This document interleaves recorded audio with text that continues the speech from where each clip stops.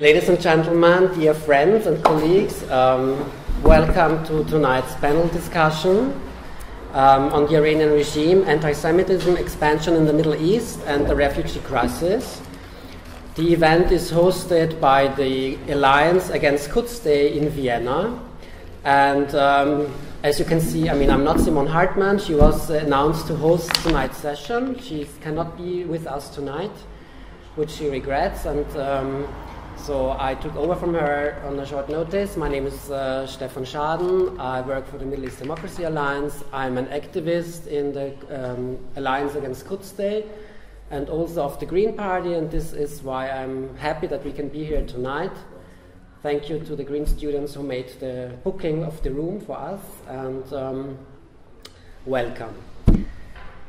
Some of you may say Quds Day. What is Quds Day and why is that happening in Vienna? Quds is the Arabic word for Jerusalem, and Quds Day was actually invented in Iran by the leader of the Islamic Revolution, Ayatollah Khomeini, in 1979 in order to mobilize against Israel. Death to Israel is a very central core slogan of the Iranian regime. It very openly threatens Israel with annihilation on a regular basis, like Israel must be wiped off the map, Israel is a cancer that must be cut out, and so on and so forth. And this Quds Day is also held here in Vienna by fans and people close to the Iranian regime here at the end of Ramadan every year. And our coalition every year gathers because we think this anti-Semitic hate fest must not remain unchallenged. And we are different groups and people of different backgrounds together, like students groups, anti-fascist groups, gay and lesbian groups, Jewish groups, Christian groups, Kurdish groups, student groups, if I haven't said that. And also on Saturday, our alliance will hold a rally against Quds Day, no to anti-Semitism. You will find the information on the leaflets that are just over there at the exit. Meanwhile, we have got new information, so maybe the location of our rally also will change. So please consult Facebook and our website, and just keep your eyes open for any changes that might occur for the location of our rally. And you are all, of course, invited to join us.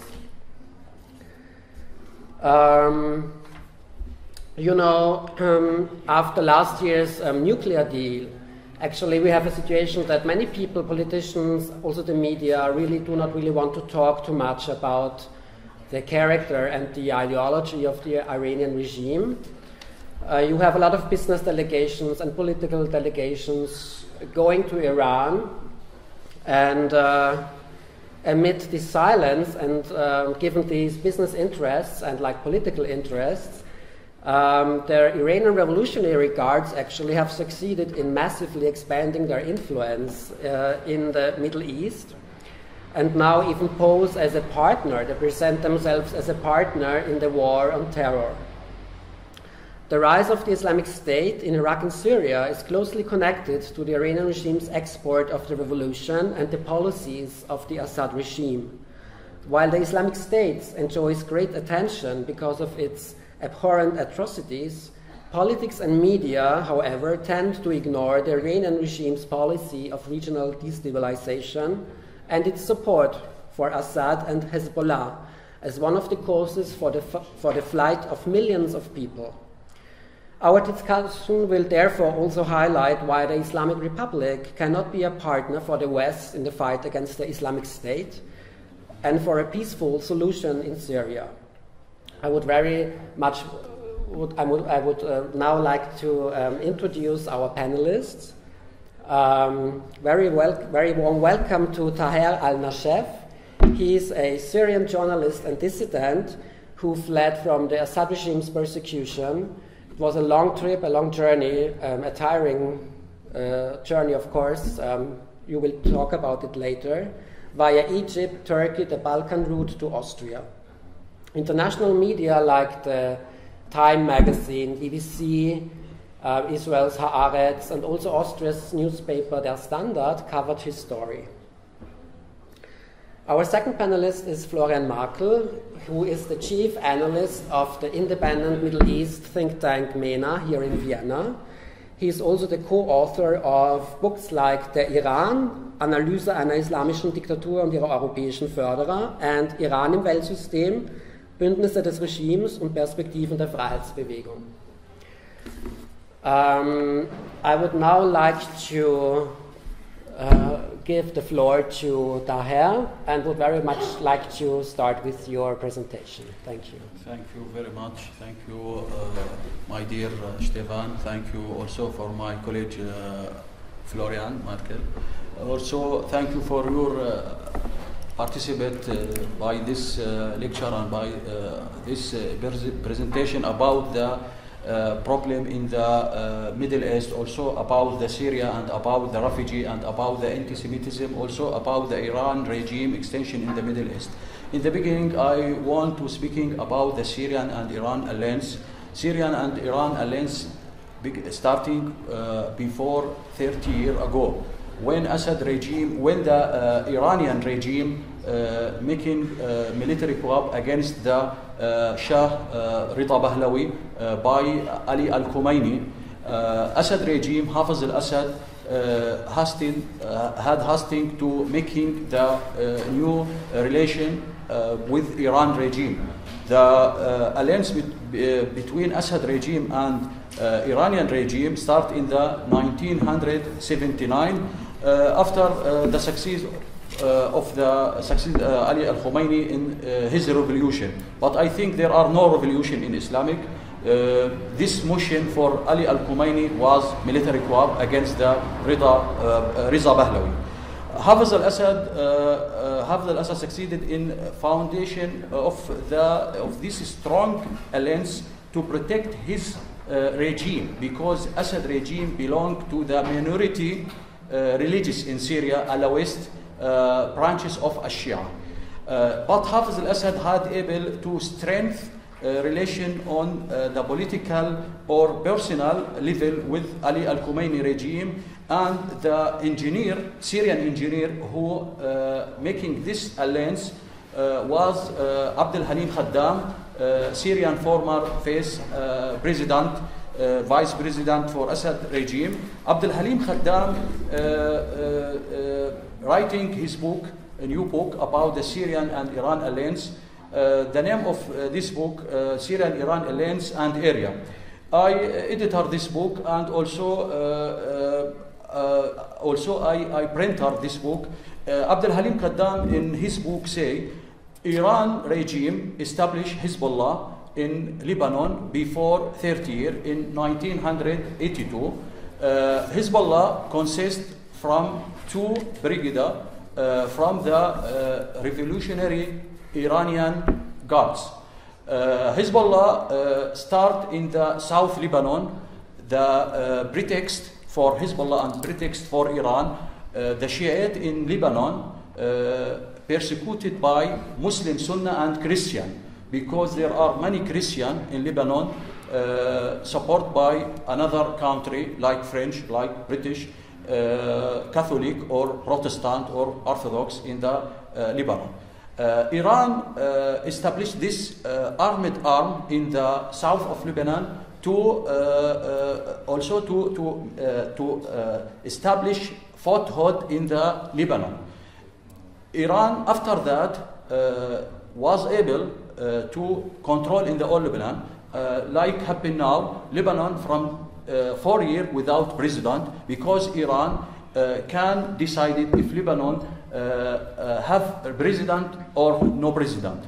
Until now, Lebanon without president, because Iran dominate on Lebanon by Hezbollah. Hezbollah now share Assad regime and now share Iran in the war in the Syria, because Iran have big interest in Syria and the interest of Iran now with Russia interest against other camp, Turkey and Saudi Arabia and Qatar. And now the Syrian people fighting all the terrorist groups in Syria, like Hezbollah, like Shia militia, also like ISIS groups, and also like Al-Nusra groups, part of the Al-Qaeda. Also, Abdel Halim Kaddam, speaking in his book about the Iranian regime, I want to say also, Iran regime established the Hezbollah to kill and to kidnap a lot of Israeli soldiers in the South Lebanon under pretext of access to the Shab'a farmer in the south of Lebanon. But I think Iran lied, because in the south of Lebanon now, there are many citizens in the south of Lebanon want to calm and stop war, and they don't want any war in the south of Lebanon. Iran and Assad regime also had give important shelter for the Islamic groups, terrorists like Hamas in Damascus, because Assad regime support Hamas to be Hamas in the hand of Assad regime, card extortion and also card bargaining against Israel and against West, United States and Union Europe, because Assad regime used these terrorist groups against the interest of the West, because Assad regime sometimes need to say to the world and to say to the West, any groups terrorist must stay under my control, Assad regime, because Assad regime making the terrorists in the Middle East with Iran, and I want to say Al-Qaeda organization until now don't making any terrorist operation inside Iran. And Ali Al-Khomeini in the last speech speaking about the Islamic groups, Mujahidist, and Ali Al-Khomeini say, we are Islamic Republic, support the Islamic Mujahidist group from As-Sunnah, not just from As-Shia. Because Ali Al-Khomeini thinking the Islamic Sunnah and Islamic Shia can fighting the West and can fighting Israel and can liberation Jerusalem from the Jewish, because Ali Al-Khomeini thinking the Jewish occupation and controlled in the Jerusalem from the Islamic, but Iran regime denial and then the Holocaust and also then the right of the Jewish in this land in Israel. Before 2000 years, this land was for the Israel nation, not just for the Islamic. Before 2000 years, there are no Islamic, there are no Christian in the Jerusalem. This land for Israel nation before the war start in the Jerusalem, when the king of the Babylon coming and destroyed all Israel, and after that the Israel nation going towards Babel, and after that going towards Persia, and also destroyed everything. Assad regime making to the new anti-Semitism in Syria against the Jewish, like happened in Iran. In Iran, Al-Khomeini regime and theocratic regime farming the hostility and hatred and dislike for the children in the Iran family against the Jewish, and all the Jewish in the Iran escaped from the Iran, because there are many injustice and there are many unfair. Also, there are many hatred against the Jewish, because in the Islamic culture, any Jewish must be killed or must be dead. This is culture, Islamic culture, looking against Jewish, because the Jewish in the Islamic culture could not have any land in the or could not be live in Arab area or in the Middle East. And also the Islamic culture denied the Jewish right in the land or in the life. But Assad regime also farming the hostility against Jewish in my country, in my town Tadif, in the northwest Aleppo. There are many Jewish who come back from the Persia, Faris, when the war finished and when the Quraysh allowed to the Ezra prophet to come back towards Jerusalem. Ezra and Israel nation building my town, Tadif. In this town, Ezra writing and copy the Torah, the old Torah, in my town. And the American university, the Princeton American University, speaking about the old copy and speaking about old manuscript in my town, Tadif, and the original copy for the Torah distinctive in my town, in Tadif. Assad regime persecuted the Jewish in my town and destroyed all this synagogue building by Ezra in my town. And now the Islamic terrorist group like Al-Nusra and like ISIS control in my town, Tadif. Also, Assad regime, although the Jewish in my country, Syria, helping the merchant in Damascus and in Aleppo, because the Jewish in Syria established for first bank in Syria before the first war. The name of the bank Zalikha, established by Suleiman Faisi, Jewish from Damascus. This is the first bank in Syria, but until now, Jewish in Syria and in the whole Middle East under unspec, all the Jewish in Middle East unspec by Islamic, because the Islamic culture thinking all the conspiracy theory held by Jewish and looking about the Jewish control it in the land, in the Jerusalem. Also Jewish killed the Palestinian people, but this is not the truth, because the Jewish have the right in the land. Also the Jewish have the right to stay and to establish a new state, Jewish state or Jewish state in the Jerusalem. And Assad regime and the Islamic extremist group like ISIS, sectarianism, Shiite, supported by Iran, had kicked out and displaced more than 12 million from the Syrian people towards neighbor like Turkey, Jordan, Lebanon, and Egypt, and also towards European Union, received until now 1 million refugees from Syria and from other countries like Afghanistan and Somalia and also like Iraq. And until now, I want to speak about the refugee crisis. Unfortunately, until now, some European government still don't give good chance for the educate refugee. And until now, European government afraid from the educate refugee, because there are competing between the refugee educate and original citizen, European original citizen, because now there are problems in the economic in some country in Europe. So the Syrian refugee now, there are most of the educate class.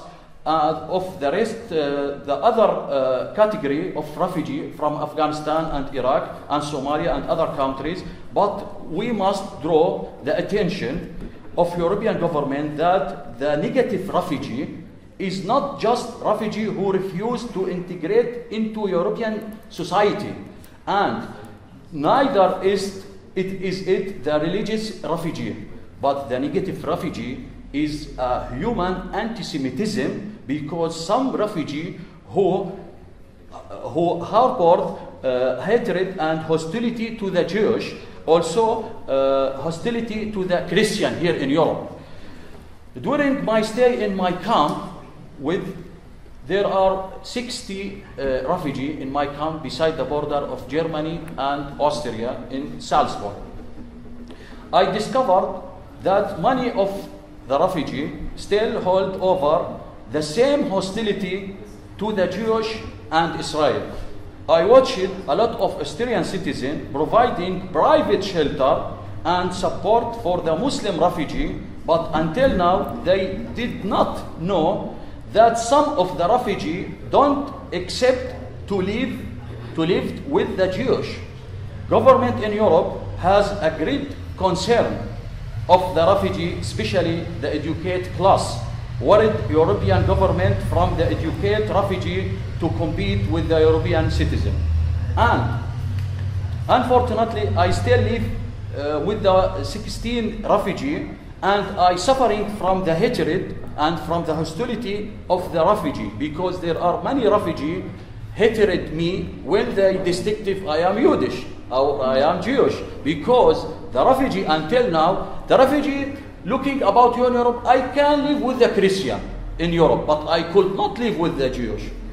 I tell the refugee, European country, all the European consists from the Christian and from the Jewish, not just from Christian, Catholic or Protestant or Orthodox. But unfortunately, until now, the refugee could not understand to live with the Jewish. They refuse to live with the Jewish because there are problems in the Islamic culture against the Jewish. These problems, part of the anti-Semitism from against the Yiddish in the Islamic culture. Cool. So I think the anti-Semitism against the Yiddish now in the Middle East, Assad regime established this anti-Semitism because Assad regime was against Israel and against the Jewish in Syria, and Assad regime support the Islamic group extremists like Hamas and like Hezbollah. And also Assad regime say when I was killed in the school, the Assad regime tell us we must be against Jewish and against the Israel and against imperial like America and against the Gulf Arabia, because Gulf Arabia have rich and have many petroleum, and there are good relationship between Gulf Arabia and America. And also Iran established for the anti-Semitism against the Jewish, because in Iran, all the Jewish in Iran, I think there are 100,000 Jewish in Iran, escaped towards Europe and escaped towards Israel. Assad regime in the past was held the interview with the television, with the Syrian television, with the Jewish who lived in Damascus or in Aleppo. Now there are no any Jewish in Syria. All the Jewish in Syria now escaped. Assad regime held this interview with the Jewish to say the Jewish in Syria, in the Damascus, Aleppo, we lived here in Damascus or in Aleppo and our life safe, and Assad regime protect us. To Assad regime, for the Assad regime say in the media, all the Jewish in Syria live without any problem in Syria, and the Jewish in Syria could not going towards Israel. To prevent, Assad regime say that, to prevent the Jewish in Syria to going to Israel, to the truth, to the earth dreams for the Jewish in the Jerusalem. And there are problems for the Jewish in the Syria. Assad regime was prevent the Jewish to get the passport. This is the basic right in the whole world. Any citizen can get the passport from his government. Assad regime prevent Jewish to travel to another country and also to get the passport. All the Jewish in Syria without passport in the past, but after that Assad regime opened the door for the Jewish and anyone. After the Assad regime father died, Bashar al-Assad opened the door. I think because the rabbi of the Jewish in Syria, Ibrahim Hamra, speaking with Bashar al-Assad and tell him, please allow us to travel, because I have my daughter Stella live in America. I want to visit my daughter in America. I could not go into America. Please give me passport. Assad regime prevent the Jewish from the passport. Like prevent me. I am stay in Egypt and lived in Egypt in my exile in Egypt for 8 years. My children and me without passport, because Assad regime prevent me to get passport in the Syrian embassies or in the Syrian government, because Assad regime hatred and there are some people say Assad regime protect the minority in Syria, because the minority religious in Syria sometimes because Syria consists from the Sunnah, Muslim Sunnah 80%, and other religions in Syria, Christian or Islamic branches like Alawist and Druze and Ismail and Jewish 20%, the rate of the other religions in Syria. Assad regime could not protect the minority in Syria and also persecuted the majority in Syria, like what happened now. Assad regime killed 1 million from the Syrian people. I think Assad regime and ISIS same face. Assad regime and ISIS same face, and also Assad regime and ISIS two page and Assad regime. Anyone refused or denied the Holocaust, like Iran regime and like Assad regime, don't different from the Nazi regime or anyone like Hitler. There are many refugees here in Austria or in Germany or in the European Union like Hitler, and they say we love Hitler because Hitler killed the Jews. Here in my camp, yes, the Austrian citizen was shocking. And what happened? Refugee like Hitler and hatred and dislike the Jewish because Hitler killed the Jewish. I think this is negative refugee here in Europe, because any refugee don't respect the Jewish who killed here in Austria and Germany 6 million. Must be don't stay here. Why you stay here? You are coming here to live here without any problems, to get your rights, because you prevent from your rights in your original country. But why you say I like Hitler? I don't understand, really.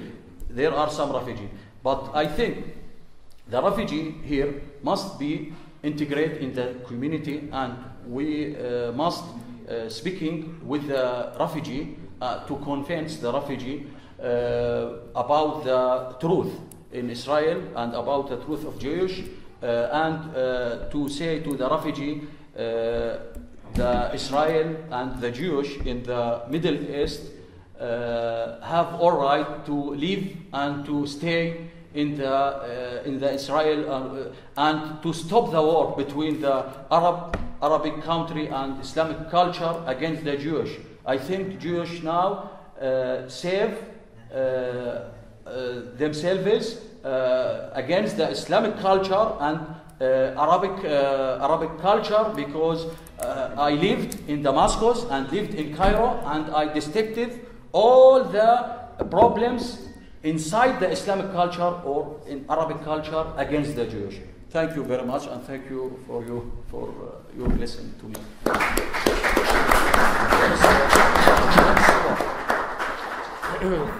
Thank you, Taher, for your talk, for your statement.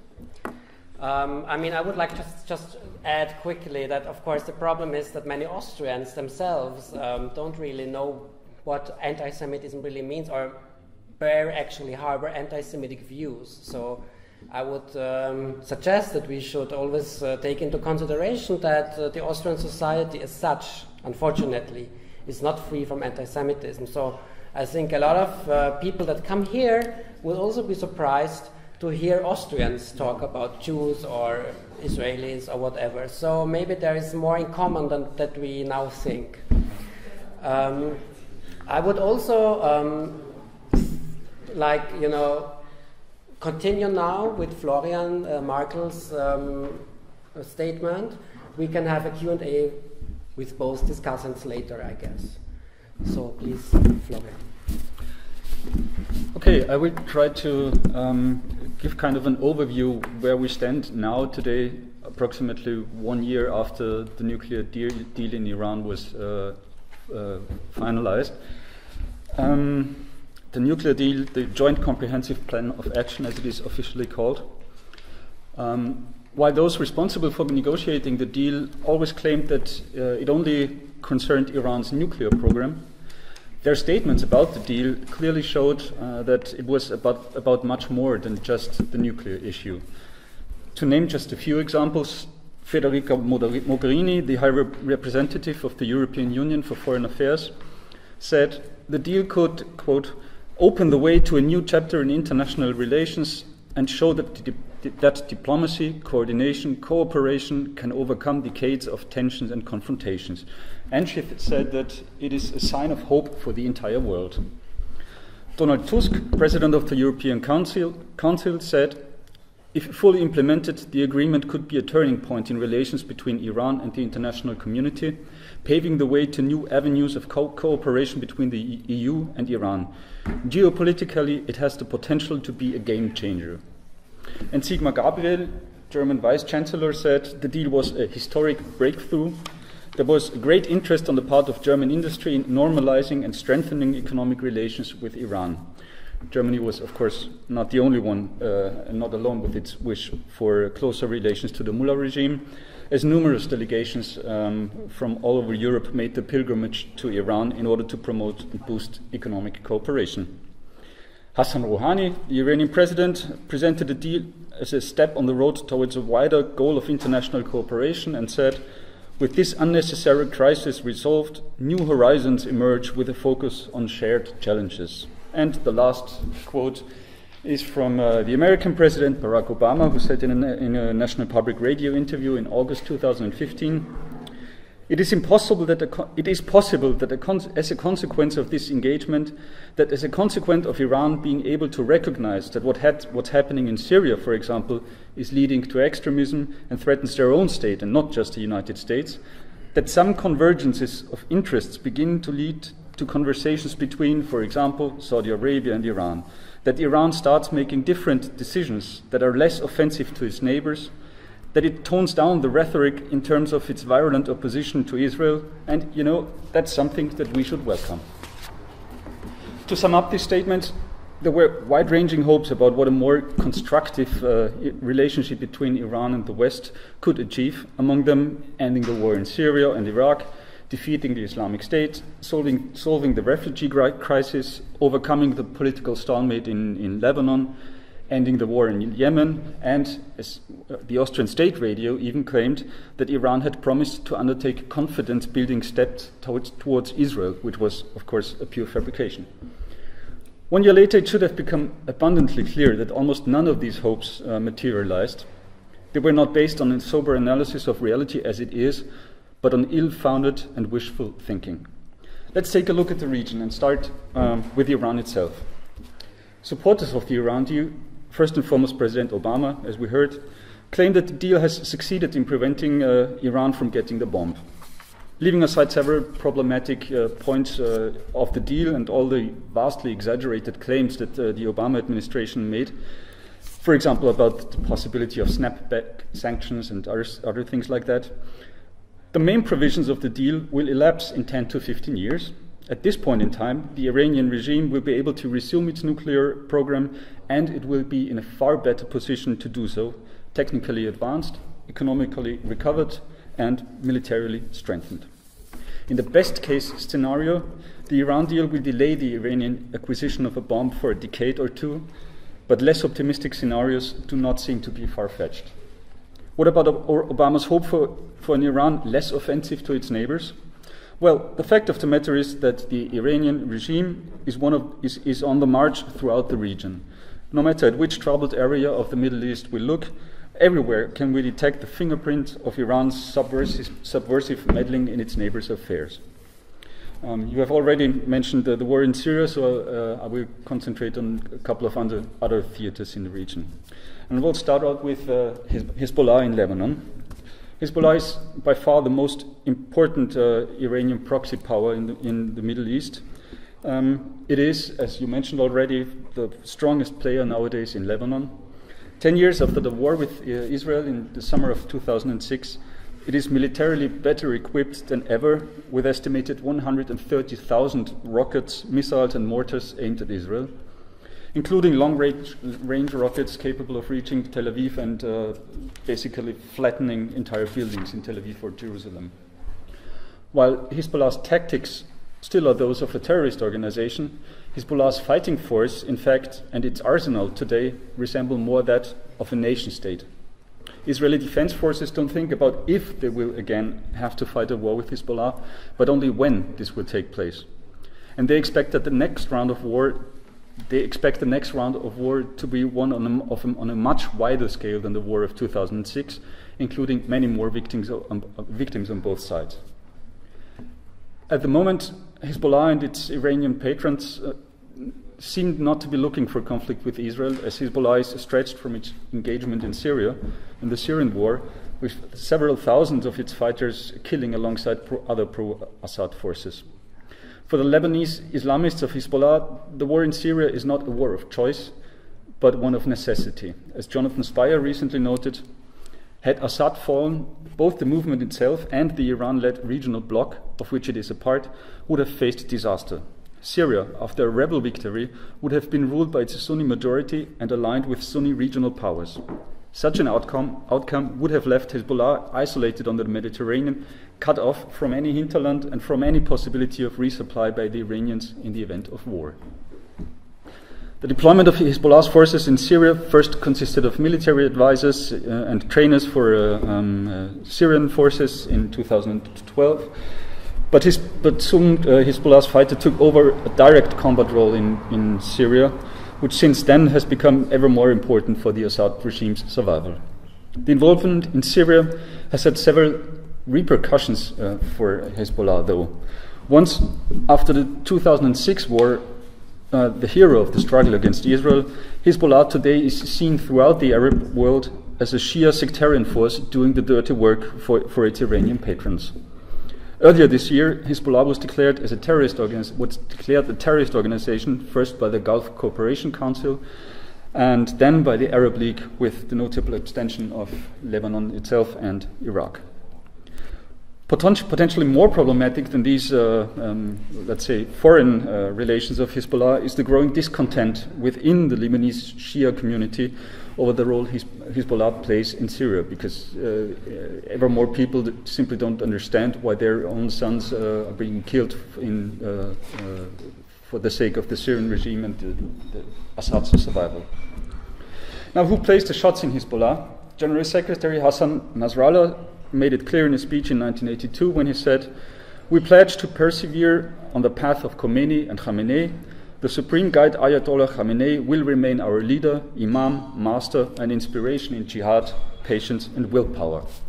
And in a speech just last Friday, Nasrallah made clear that Hezbollah is looking to Tehran not only for spiritual guidance, but in a much more profane sense. He said, "We are open about the fact that Hezbollah's budget, its income, its expenses, everything it eats and drinks, its weapons and rockets come from the Islamic Republic of Iran." And he continued, "As long as Iran has money, we have money. Just as we receive the rockets that we use to threaten Israel, we are receiving our money." This is an important point in respect of the nuclear deal. The economic sanctions that had crippled the Iranian economy also had a very negative impact on Hezbollah in Lebanon. It had to scale down its own spending, including salaries paid to their own members. And then came the sanctions relief in the wake of the nuclear deal. Billions of dollars poured into the bank accounts of the Iranian regime, which used the money in exactly the way the leading state sponsor of terror and troublemaker in the Middle East is expected to do. It increased the budget of its military, of the Revolutionary Guards Corps, including the Al-Quds brigades were responsible for foreign activities of the Revolutionary Guards Corps, and of course it increased the funding of Hezbollah again. After the Iran deal was done, President Obama denied that the billions of dollars transferred to the Iranian regime would be used to sponsor terror groups and foment regional unrest, but would go, as he said, into spending that improves the economy and benefits the lives of the Iranian people. Well, outside the president's dream world, the Times of Israel had an article in August 2015 titled, "Boosted by Nuke Deal, Iran Ups Funding of Hezbollah." It reported, quote, "It is evidently that growing financial support It is evidently the growing financial support that is enabling the Lebanese Shiite militia to purchase advanced weapons, including ones that were hitherto out of reach." Hezbollah is, of course, not the only terrorist organization to enjoy increased Iranian support since the completion of the nuclear deal. In early May, Israeli Arab journalist Khaled Abu Tuame wrote, "The nuclear deal, making its first anniversary, does not appear to have had a calming effect on the Middle East. The Iranians seem to be deepening their intervention in the Israeli-Palestinian conflict in general and in internal Palestinian affairs in particular."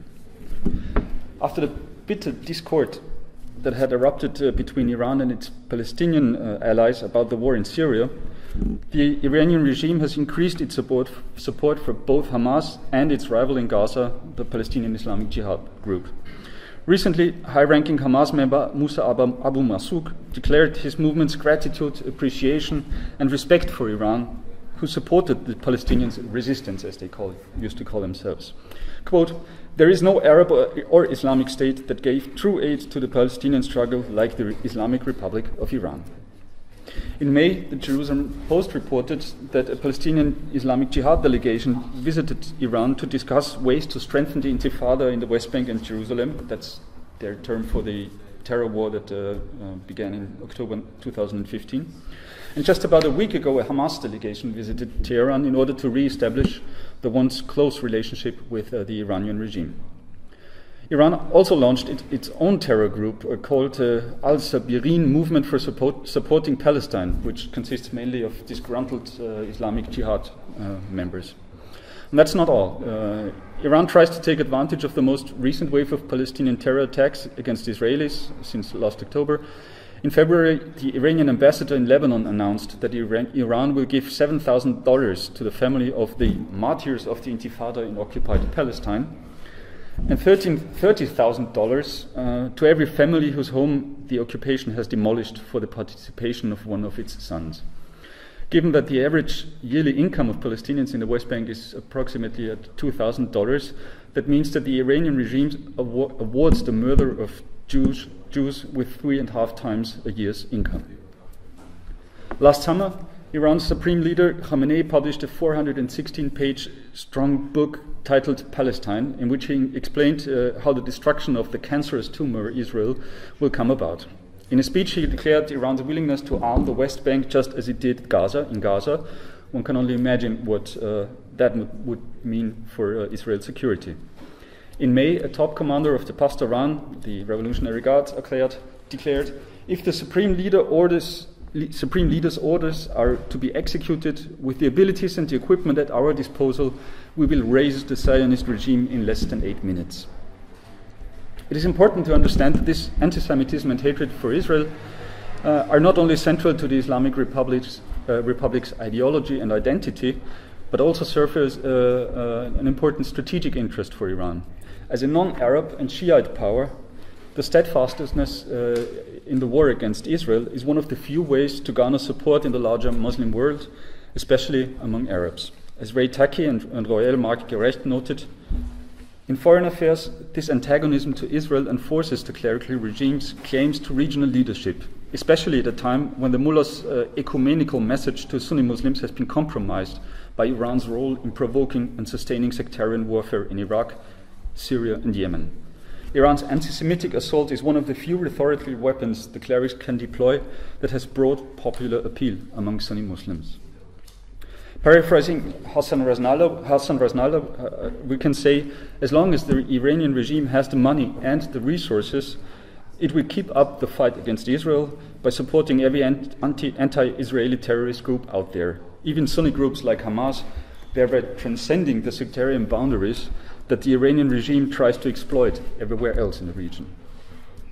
Exploiting these sectarian fault lines is the core of Iran's foreign policy strategy in the region, from Lebanon over Syria to Iraq to Yemen.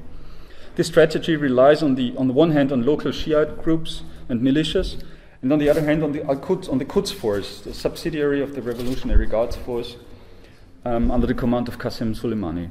It is the long arm of the regime which carries out terrorist attacks all across the world, covert missions behind enemy lines, and trains and arms Iranian proxies such as Hezbollah in Lebanon, the Badr Brigade, or the Mahdi Army in Iraq, or for that matter the Houthi rebels in Yemen. And it's been so successful in doing so that Iranian officials not long ago bragged about already having control over 4 Arab capitals: Beirut, Damascus, Baghdad, and Sana'a.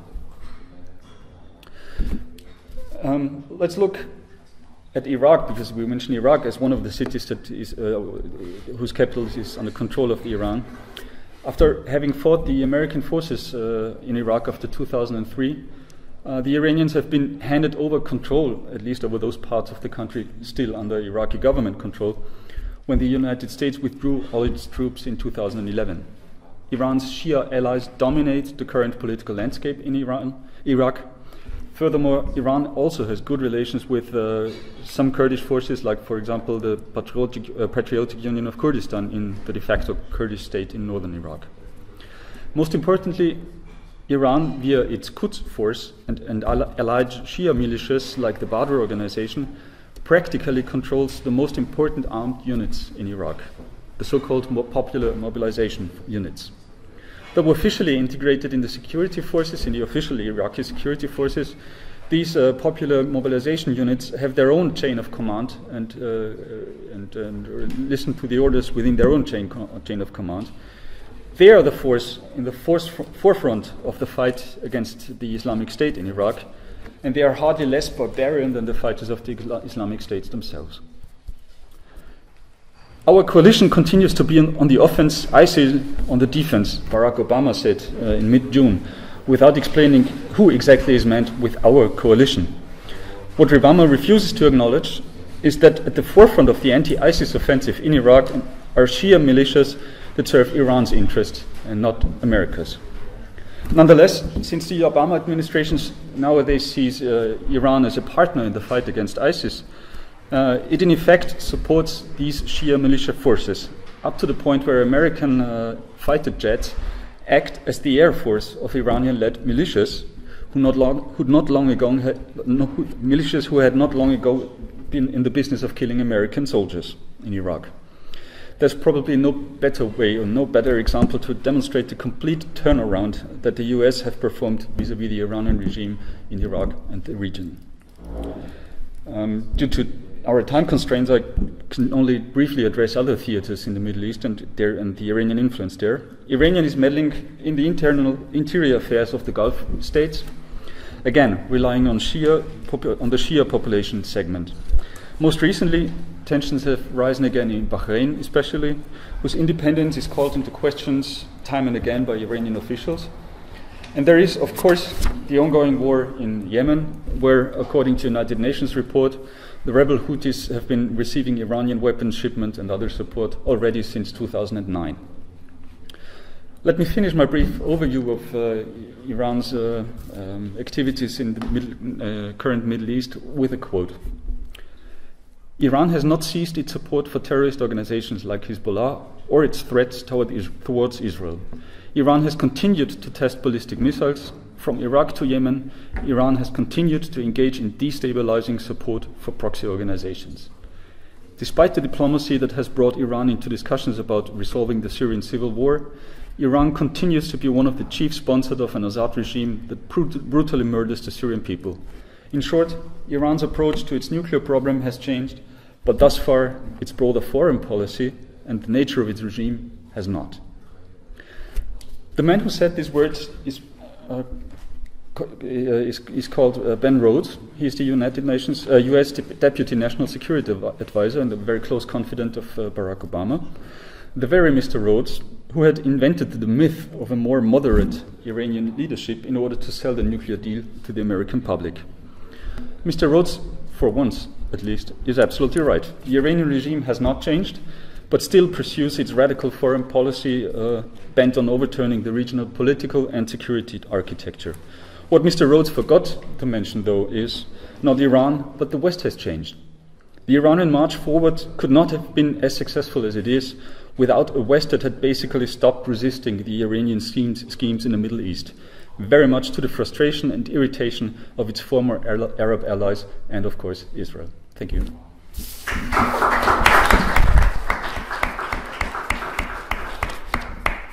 Thank you very much, Florian Martel, for your talk. I would actually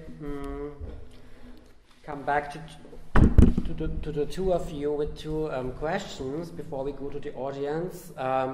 Daher, you talked about anti-Semitism among refugees that come to Europe at the moment, and you very much see the necessity to become active against this phenomenon.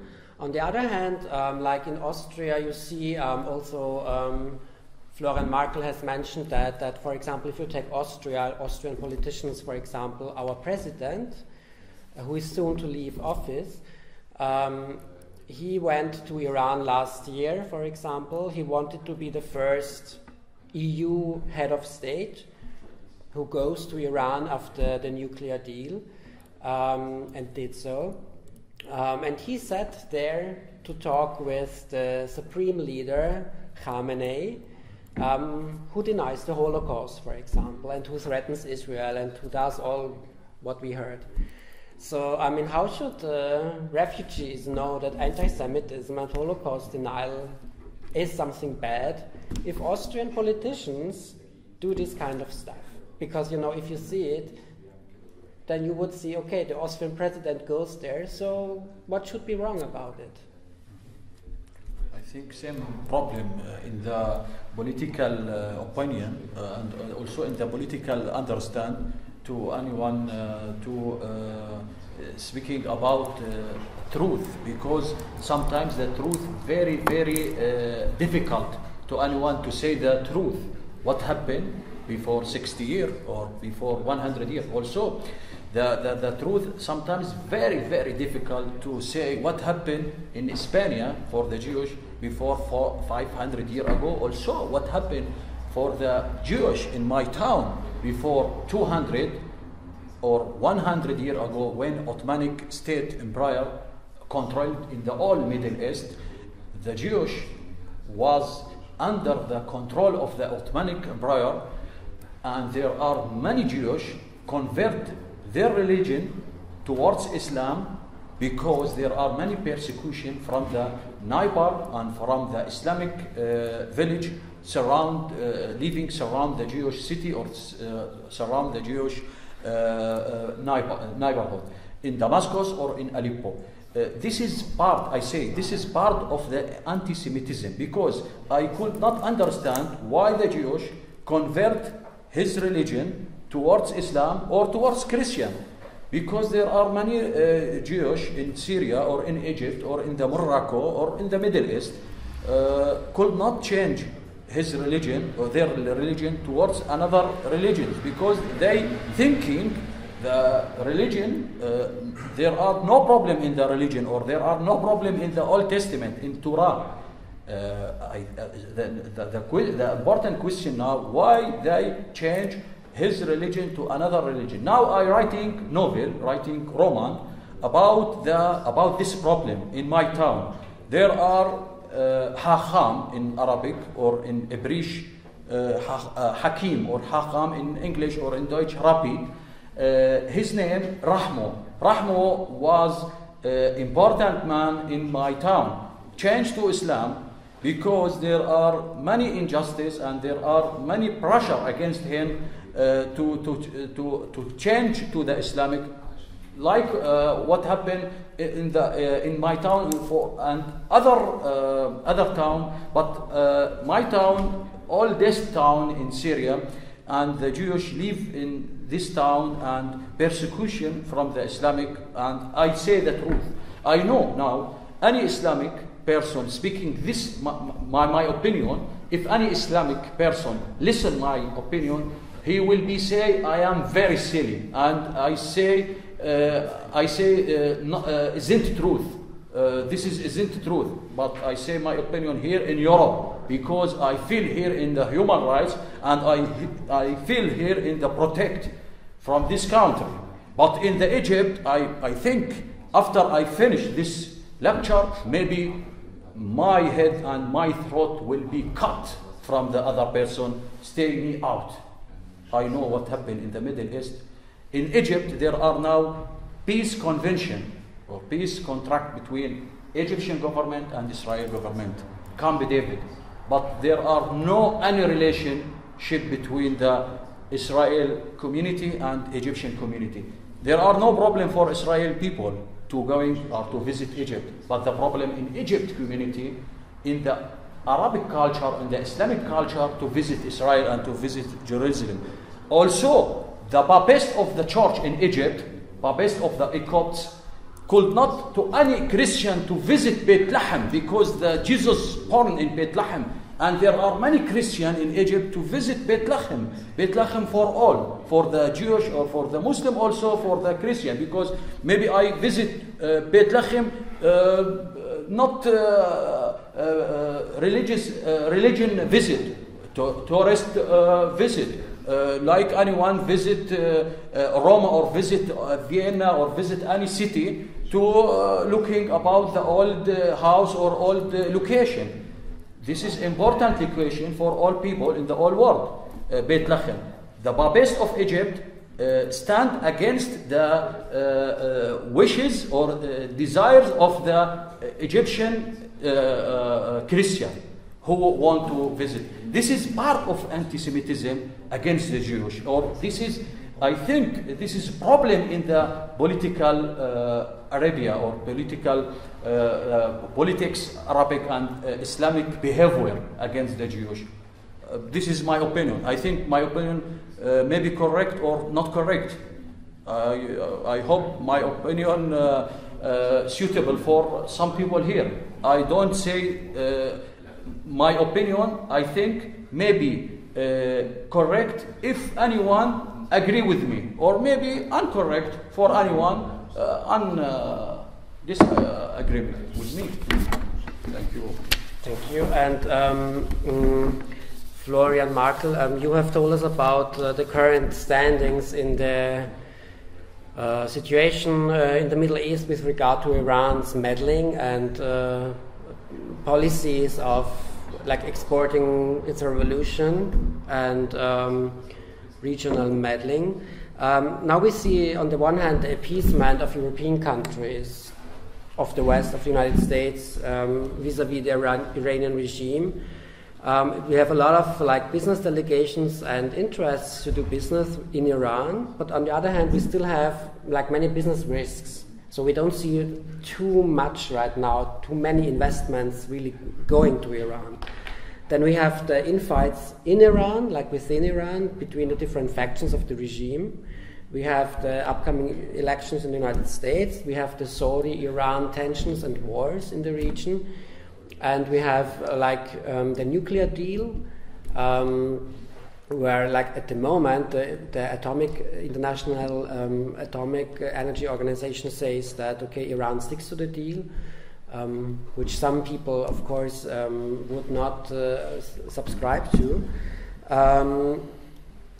Does that really give us the opportunity now, with all these elements of these conflicts, to draw a perspective of what we have to expect for the next 1 year? I mean, what do you think? What is your assessment? Will the deal collapse? Will it hold? Are the wars like between Saudi Arabia and Iran going to escalate? What is your view? first of all, the deal will not collapse because simply the Western states and especially the United States will not let it collapse. They will be inclined to make further compromises rather than declaring the deal null and void. And but is it enough time? Because like in half a year, more or less, there will be a new president. It's not so much time to have to really secure the deal for a long time, no? But what we see is a willingness to simply ignore any minor violations that already have taken place. I mean, there is the report of the International Atomic Energy Organization just a couple of days ago that reported, for example, that they found traces of uranium at the military facility in Pachin, which was a huge obstacle in the negotiations because the West always demanded to send inspectors there, and the Iranians always said it's a military site and not a nuclear site, so it denied access to this very facility. Now the Atomic Energy Organization found traces of uranium, and what happened was nothing. They had basically the proof in their hands that the Iranians have cheated all the way, that all the promises they've made all years long were simply lies, but nothing happened.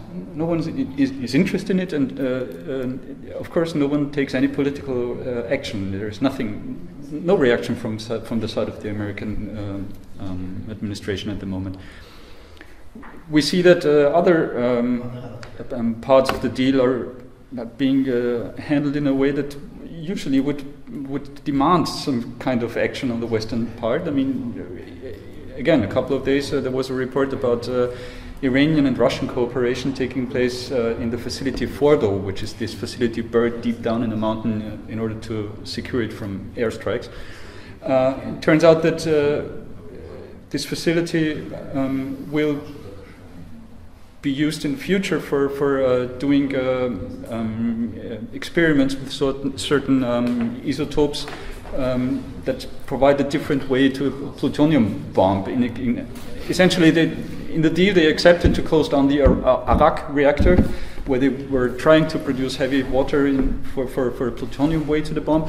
But now it turns out that together with the Russians, they do pretty much the exact same thing, but this time in Fordo, buried under a mountain and safe from aerial bombardment. What happens? Nothing happens. So, no, the deal will not collapse because the West will simply not let it collapse for what price or ever. And you do not expect them to change with a new president?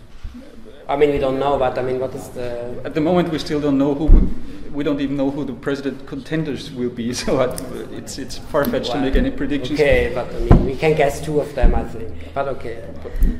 Well, I mean, the deal is done with Hillary Clinton, but it's not that done with Trump yet. Let's see. But we have to guess that probably Clinton is going to win if those two are really the contenders. Hillary Clinton tries to distance herself a little bit from the Obama administration's way of handling Iran. So where the Obama administration is all about reaching out and cooperating and the New Horizon and whatever this stuff. Clinton, in the last couple of days and weeks, has been very much on a different note, saying, okay, that there must be a tough policy towards Iran, we have to counter their schemes in the Middle East, all those things that the Obama administration has not been willing to do. But again, it's Hillary Clinton, it's just words. Nobody really knows what she stands for. And so it's really not really predictable what she will do in respect to the nuclear deal. So after these two contributions, of course, I guess there will be some questions in the audience. At least I would invite you to ask your questions, if there are any. Now is the time.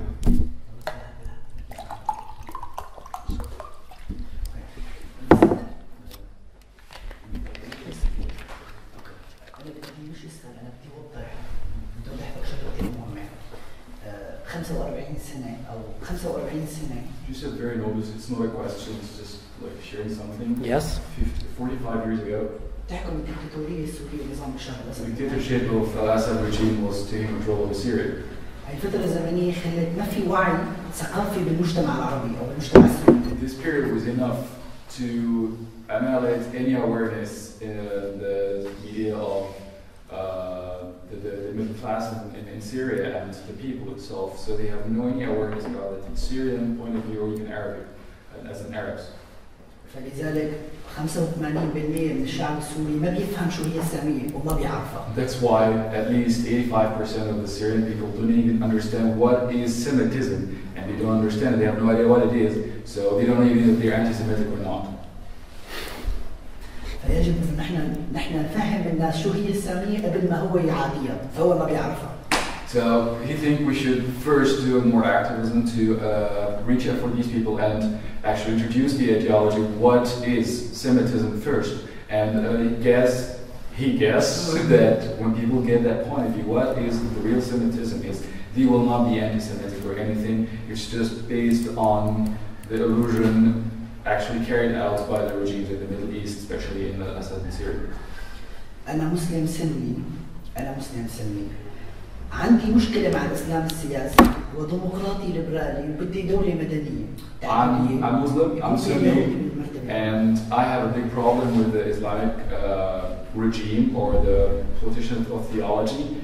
I'm very liberal and I would love to have a secular democratic regime back home. وأنا دائما أتصادم مع التيار اللي هو متطرف، كان اليمين الإسلامي أما اليمين الشيعي اللي هو الإيراني. We always have problems across the history as rebellions or like liberations with both sides of extremism, either Sunnah or Shia. فالنقطة اللي حكى عنها سائر بموضوع التهديف اللي هم أسلموا اليهوديين بهذه المنطقة. هذا نظام بشار الأسد اللي هو يعتمد على وحدة الطائفية والأقلية كأنه حامي للأقليات بمنطقة الشرق الأوسط ومنطقة سوريا. And the point where Mr. Tayyar talked about how oppression was carried out over the Yun people in Talif, so they had to convert their religion.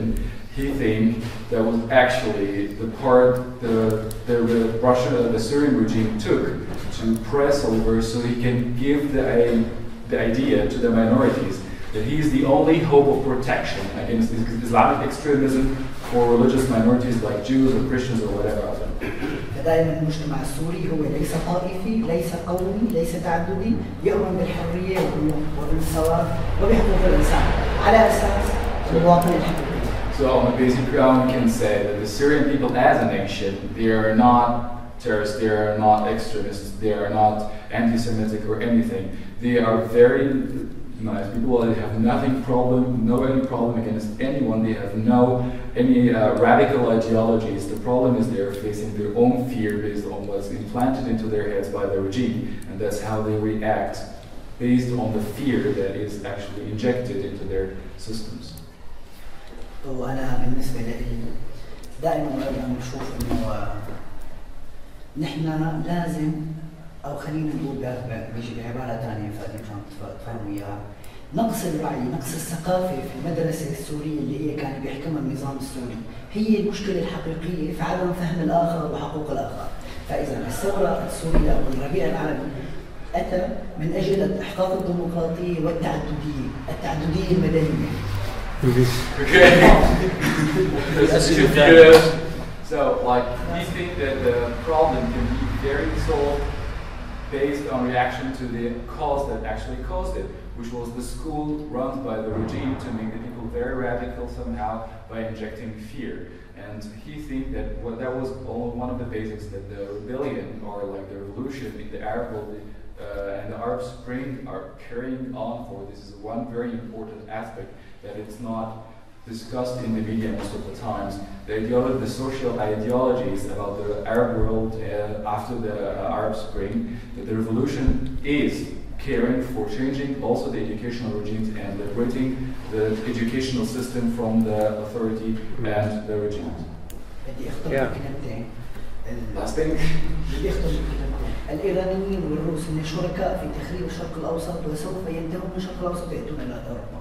And unfortunately, what he thinks that the partnership between the Russians and the Iranians, just started by sabotaging the Middle East, and once it's done unstopped, he's scared that it will also extend North Europe. Absolutely, I think this was a very good statement, and also what you said before, that like voices like yours, like for secularism and democracy in the Middle East, we need to discuss how we can strengthen actually people like you and activists like you in order to find new ways to find in the Middle East, for solutions and for like living together. Yes, now please, Soma. I have a question to Mr. You mentioned the Shiite axis. Is it more, or the cooperation between the Assad regime and the Iranian regime, is it more for tactical reasons? What is your point of view, or is it more ideological? If so, what is the function of anti-Semitism in the Ba'athist ideology? Maybe you can... Just last sentence, please repeat. Is it the cooperation between the Assad regime and the Iranian regime? Do you think is it more for tactical reasons, or is it more ideological, based on anti-Semitism, or what do you think? Yeah, I editing. Yeah. Is something else. No, yes. There are important book for Abdel Halim Khaddam. I speaking about Abdel Halim Khaddam, now live in Paris. I editing this book and translate this book, but not translate by me. There are center for translation, because I could not translation anything in other languages. In his book, speaking about the Syrian and Iranian alliance and Syrian and Iranian cooperation, and there are important questions. The Syrian and Iranian alliance depend on sectarianism or depend on the political strategic interest, or depend on the economic bargain or economic deal or something like that. I think the core of the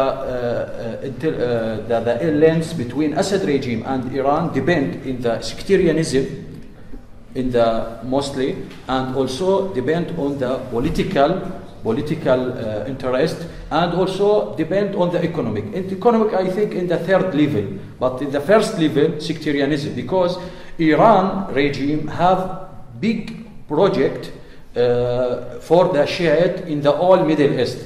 Iran regime want to consist the Shiite state in the Middle East, because Iran regime think the Shiite in the Middle East, in the Bahrain, in the Saudi Arabia, in the eastern area in the Saudi Arabia, and in the Kuwait, and in Iraq, South Iraq, there are problems for the Shiite, and the Shiite in this country persecuted. Iran established branches in Egypt for the Shiite. In Egypt there are 50,000 persons in Shiite, but there are no problem for Shiite in Egypt. And the Shiite in Egypt, at least 1%. Iran have project for the Shiite. Iran now doing anything to achievement this project and to extension in the all Middle East. Maybe Iran don't care by religious or by the Shiite, but Iran maybe inside the Iran mind and inside Iran strategic, Iran always thinking for the future. And when Abdel Halim Khaddam making special interview with the Al-Khomeini and with Khamenei, with President Abu Musa Sadr and other President Hashemi Rafsanjani, and speaking in the private meeting, Iran want to restore the old dreams, because Iran in the past was empire. Iran regime and Iran nation all time thinking we are empire in the history. We must stay empire. Now, Mongolia was empire. Macedonia, small country in Europe, was empire. Austria was empire. Österreich, yes. And also there are many empire in the world. Why Iran thinking in the old fashion and also old view to restore the old oldest empire. I think Iran now put the structure of the empire to and use the Shiite in the all Middle East to achieve this dream, Iran. And Iran have no problem with a Sunnite government like Turkey. Turkey now, civil state, Turkey, consists by Mustafa Kemal Atatürk. But now the relationship between Turkey government and Iran, very good, no problem. Although Iran regime support Assad regime against Syrian nation or Syrian people. Turkey want to helping Syrian people in the media, and Erdogan say Assad regime killed the children in Syria and we must helping Syrian people to achieve the dignity and freedom and democracy and everything. But I think Erdogan lie because Erdogan have good relationship with Iran. Iran no problem for politics for Iran regime to making any relationship with other. Iran have no good relationship with the Al-Bahrain government, but Iran have good relation political with Oman state in the Gulf Arabia. I think the question now, why Iran have good relation with Oman and bad relation with Al-Bahrain? Iran was, here there are important point, why Iran, now the important question, why Iran support the Arab Spring in Egypt?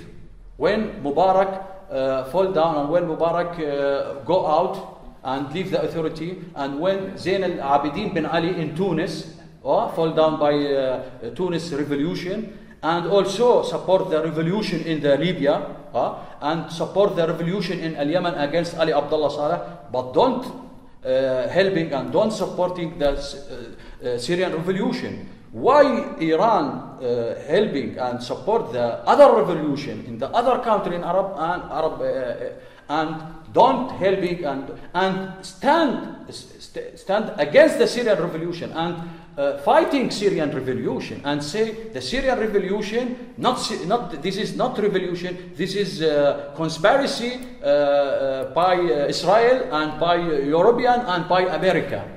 This is the Iran politics. I think there are many lies in the Iran politics. So I think Iran now planning the politics like the anyone who making the carpet, because the Iran in the past, yes, this Iran very clever in the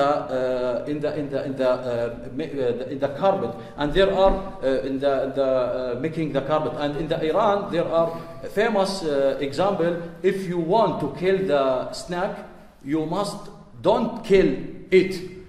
Let your friend or let your enemy kill it.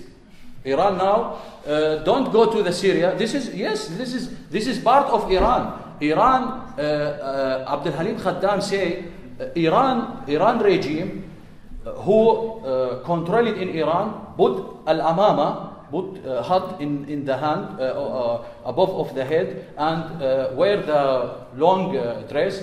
But those people not just religion man, those people political man and strategic man.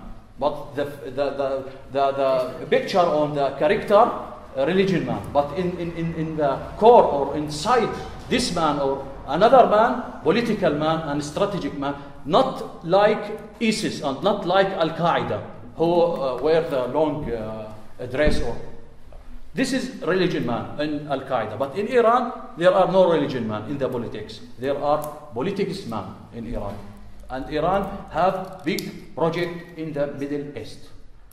This project for Iran in the Middle East, sometimes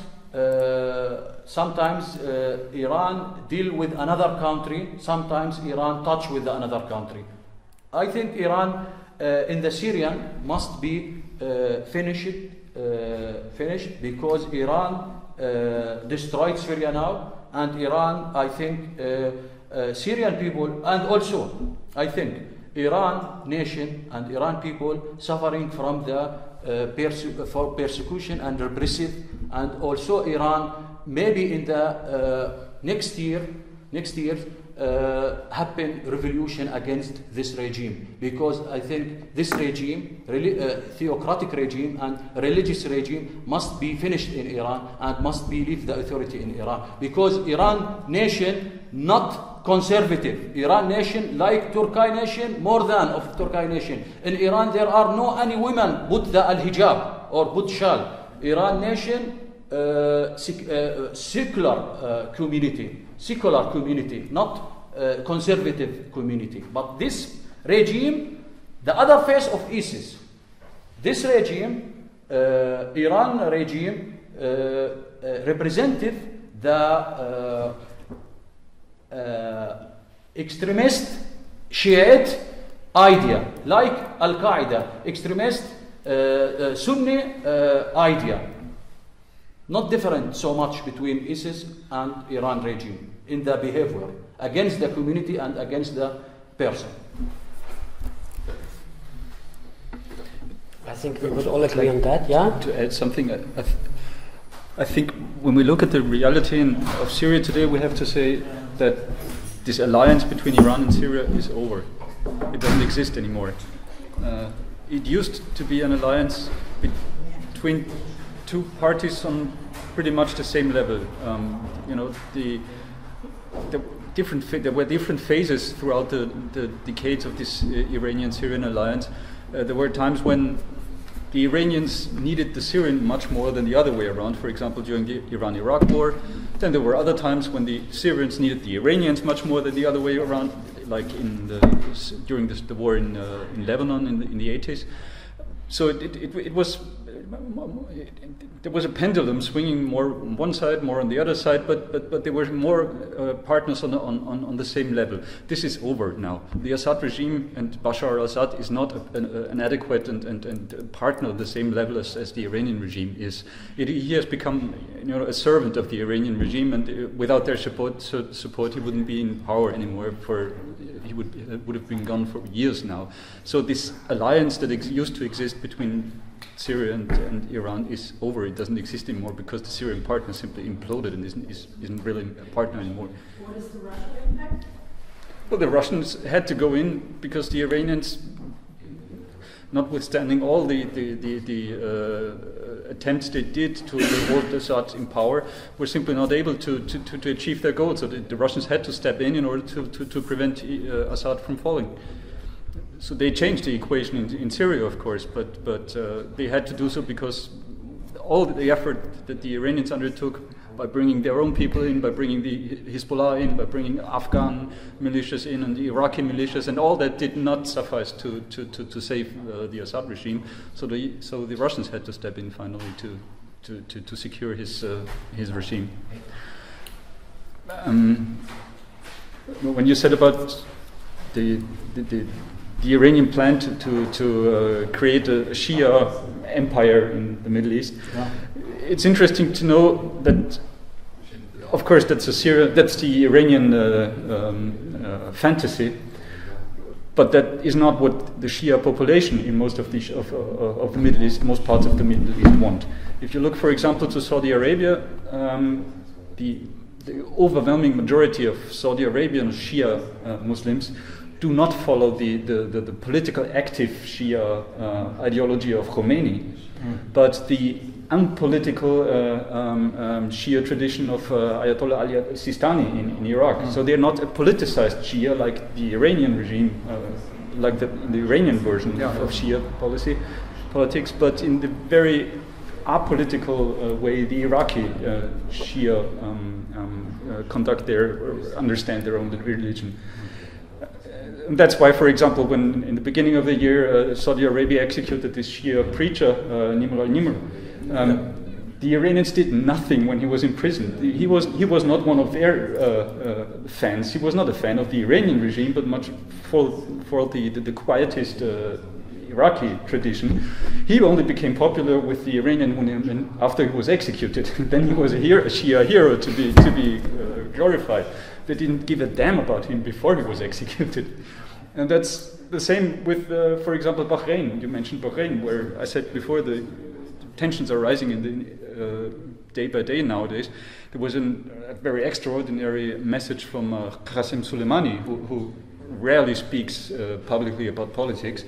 He made a very clear statement where he said, if the Bahraini regime continues to suppress a certain Shia cleric in Bahrain, this would be a red line, and this would instigate an intifada and a revolution. Now, this guy knows how to instigate revolutions and uprisings, so you'd have to take that very seriously. Yeah. And the Shia population in Bahrain, is it the same like you told us before, the Shia population in Saudi Arabia? Yes. Or do they really see that Iran should take the lead for them? No, it's pretty much the same. I mean, there are groups or cells that are being sponsored and supported by the Iranian regime, and there is a Bahraini branch of Hezbollah and things like that. But it's much more or less the same as with the Saudi Shia.